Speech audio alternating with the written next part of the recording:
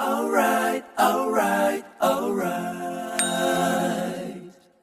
Okay, okay. Hello guys, welcome back. So ngayon guys, magluluto tayo ng ginataang vegetables guys. Ginataang puso at kalabasa. Ayan, yung puso natin, slice na. Ito yung kalabasa at saka mixed beans. Yung malunggay natin. At saka ito yung gata guys. Ayan, yung gata natin. Fresh squeeze na gata.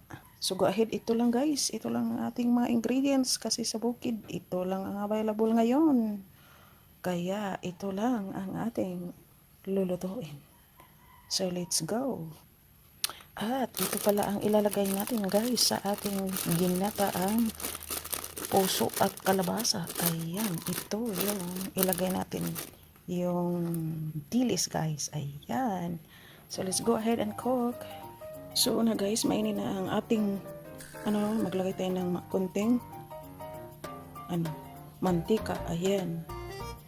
Mainit na ang ating mantika, ilagay natin ang ating onion at saka garlic. Ayan. Ayan.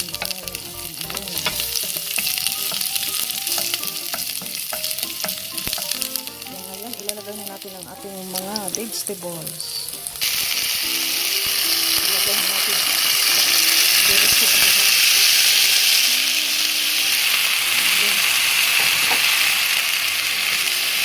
at saka natin i-mix. Ayan guys, na-mix na natin. Ilagay na natin yung gata guys. Dire-diretso na to guys kasi pa natin to pakulo pa natin to. Ayan, pakuluin pa natin mabuti na hanggang mag-reduce yung sabaw. Ayan, para maluto yung beans at saka yung kalabasa. Ayan. Ayan guys, ito yung ilagay natin sa ating ginataan puso ng saging at kalabasa. Ayan. Ayan guys, ang dami pang sabaw kaya pakuluin muna natin. Ayan guys, marami pang sabaw pero yan ang gusto ko. Ayan, so ilalagay na natin ang ating malunggay. Ayan, daming malunggay. Ayan, at saka i-mix natin at saka mga 3 to 4 minutes luto na to at kakain na tayo. Ayan, lunch time na, parang 12 something na ito. Ayan, nagutom na ang bitok. Gutom na si bitok guys. Time to eat.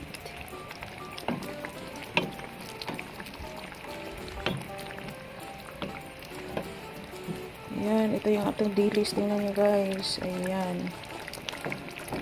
Makita mo yung sabaw. Umami na siya. Na siya. Nagpakitang umami.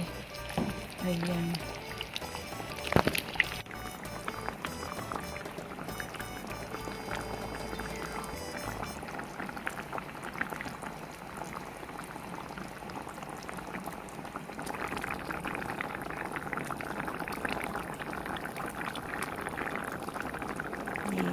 Yum.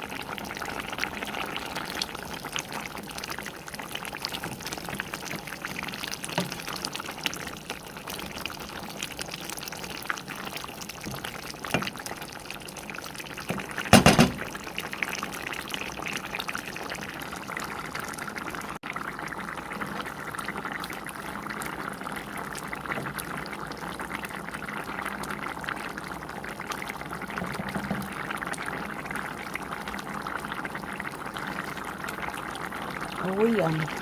Yum, yum, yum. Sarap.